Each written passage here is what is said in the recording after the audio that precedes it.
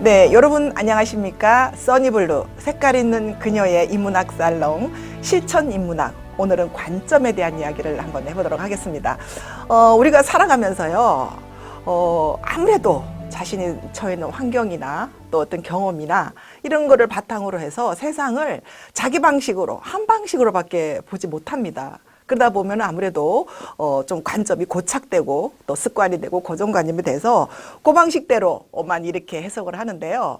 우리가 관점을 조금만 달리해서 이렇게 보면은 굉장히 의미도 달라지고 해석도 달라지고 또 그만큼 보이는 만큼 굉장히 우리 삶이 풍요로워지고 또 어떤 마케팅 입장에서는 또 많은 기회를 우리가 잡을 수가 있는데 그거를 잘 보지 못하고 놓치는 경우가 많습니다.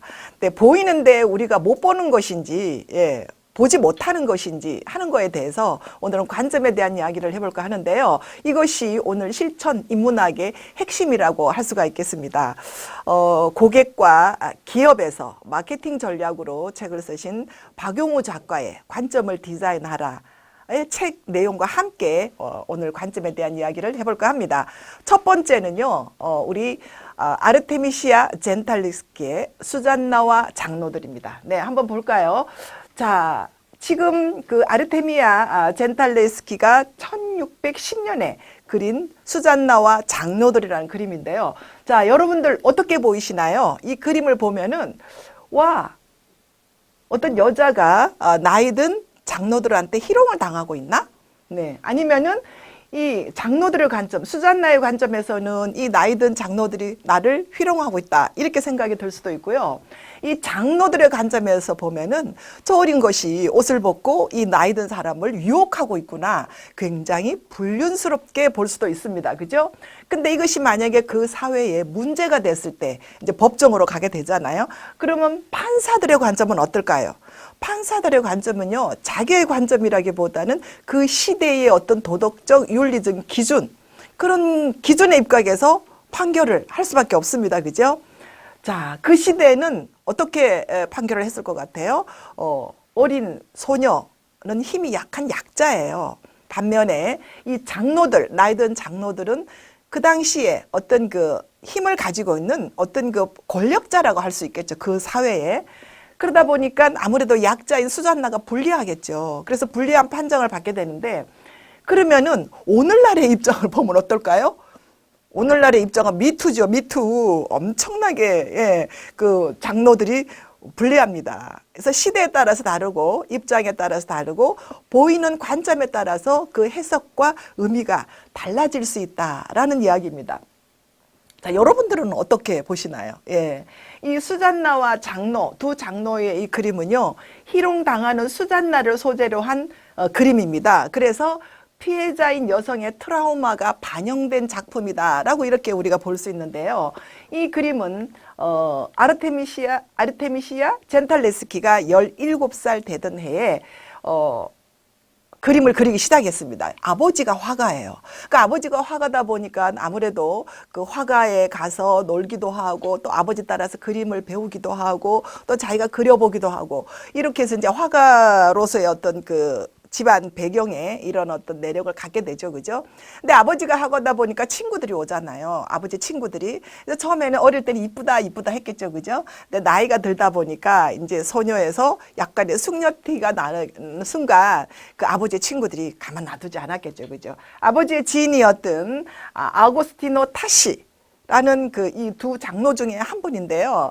그 사람으로부터 성폭력을 당합니다. 네. 그래서 성폭력을 당해서 이 법정에서는 굉장히 불리한 판정을 받게 되죠. 그래서 이 성폭력 피해와 법적 공방이 일생 동안 이 젠틀리스키의 내면에 깊은 상처를 주면서 그 상처를 바탕으로 그녀의 예술, 모든 인생이 그 작품 활동에 큰 영향을 주었다라고 이렇게 볼 수가 있겠습니다.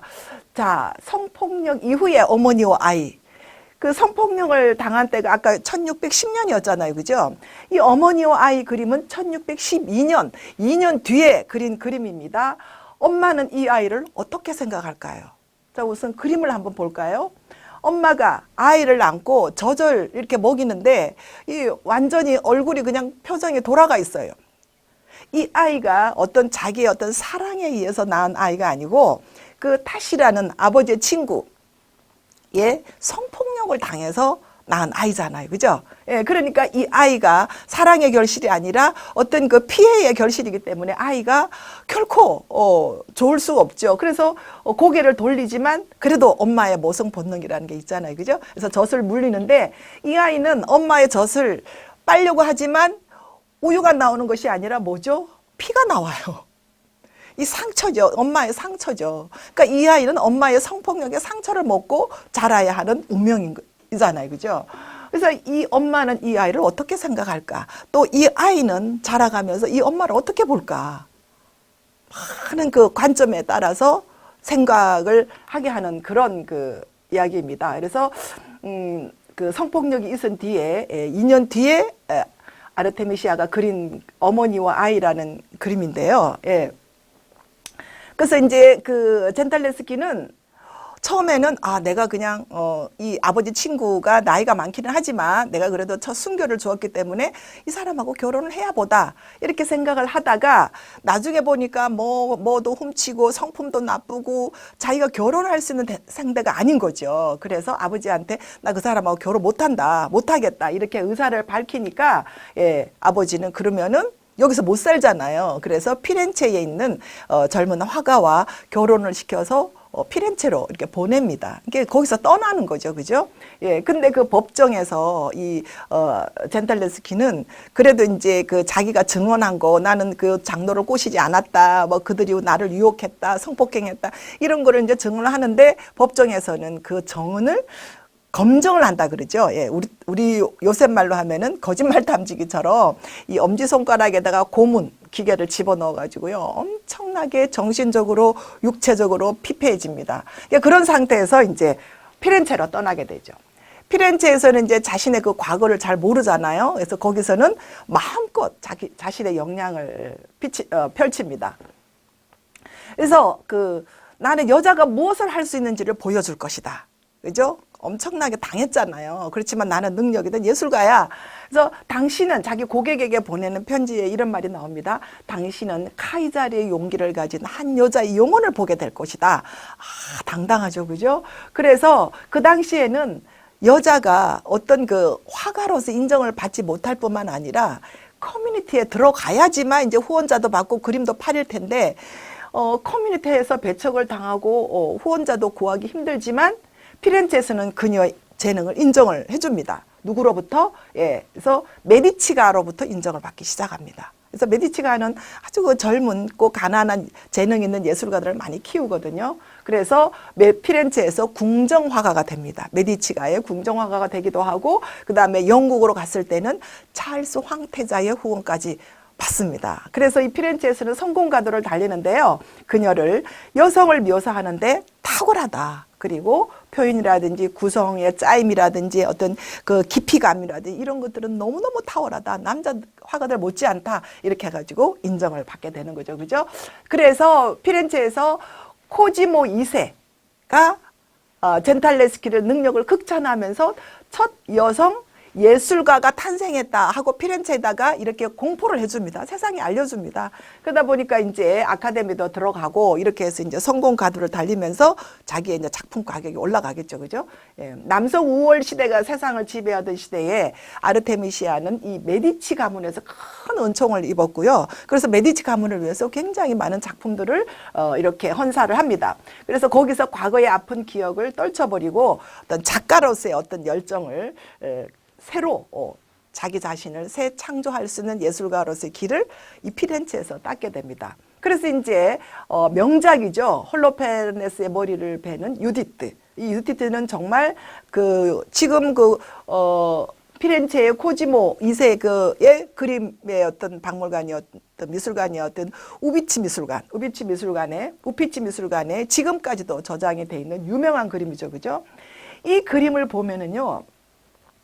아르테미시아가 자신이 유디트예요. 유디트가 뭐죠? 판문파탈. 아주 남성을 파괴하는 이런 어떤 그 여성이잖아요. 그죠? 그게 유디트잖아요. 근데 이 유디트는 내가 바로 유디트다. 왜? 성폭력 당했던 그 남자에 대한 복수심으로 그냥 목을 아주 리얼하게 자르고 있습니다. 그래서 이런 모습은 그 자신의 어떤 모습을 동일시하면서 남성을 제압하는 여성의 모습이 굉장히 리얼하다 이래가지고 인정을 받게 됩니다. 그래서 이제 그 바로크 시대의 첫 여성 아카데미 회원으로서 이제 명성을 떨치게 되는데요. 이 아르테미시아 젠탈레스키는 이탈리아의 바로크 여성 화가인데 이 바로크 시대에는 까라바조풍의 이런 어떤 그림 화법이 있습니다. 이 까라바조풍의 그림 화법은 명암을 뚜렷이 해서요. 그러니까 밝게 자기가 주장하고 싶은 그 대상을 환하게 밝게 그림을 그려주고 반대로 자기가 악하다 또 아니면은 어떤 주제의 배경이다 라고 생각하는 대상은 어둡게 그려줍니다.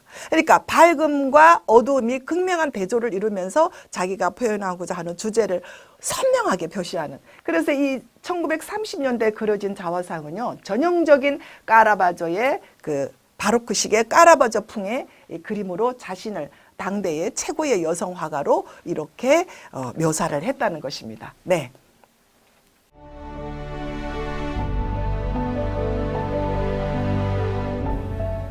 네, 안녕하십니까. 써니블루 색깔 있는 그녀의 실천 인문학 관점 편입니다.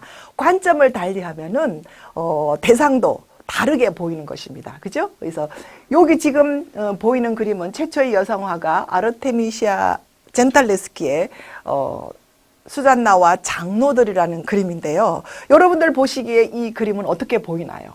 보는 것과 보이는 것의 관점의 차이는 굉장히 다를 수 있다라는 것입니다. 수잔나의 입장에서는 이 장로들이 자신을 성폭력을 하고 있다. 예, 아직은 트라우마를 갖게 할 수 있겠지만 이 장로들의 입장에서는 저 어린 것이 나를 불경스럽게 유혹을 하고 있다. 이렇게 보는 관점에 따라서 느끼는 차이는 굉장히 다르다고 생각합니다. 이 그림이 그 당시에 법정에 올라갔을 때 그 당시에 법정은 굉장히 수잔나를 불륜한 여성으로 이렇게 판결을 했지만 오늘날의 입장에서는 어때요? 예, 당연히 미투입니다. 약자를, 권력을 가진 사람이 약자를 성폭행하는 그런 어떤 장면이다. 그렇다면 젠탈레스키는 창녀인가 예술가인가? 보는 관점에 따라서 창녀가 될 수도 있고 또 관점을 달리해서 보면 아주 위대한 예술가가 될 수 있다라고 이렇게 우리가 생각을 할 수가 있겠습니다. 피렌체 최초의 여성 화가 아르테미아 젠탈레스키는요, 여자가 무엇인지를 보여주겠다. 라고 이렇게 주장을 하면서 이 젠탈레스키는 첫 여성 예술가로서의 탄생일 뿐만 아니라 여성 페미니스트 작가다라고 오늘날 많은 그 사람들한테 귀감을 주는 그런 작품이라고 할 수가 있겠습니다.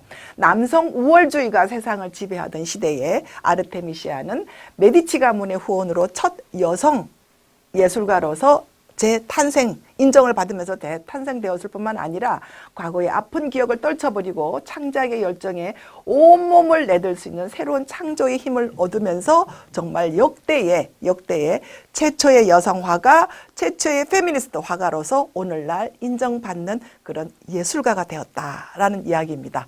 네, 감사합니다.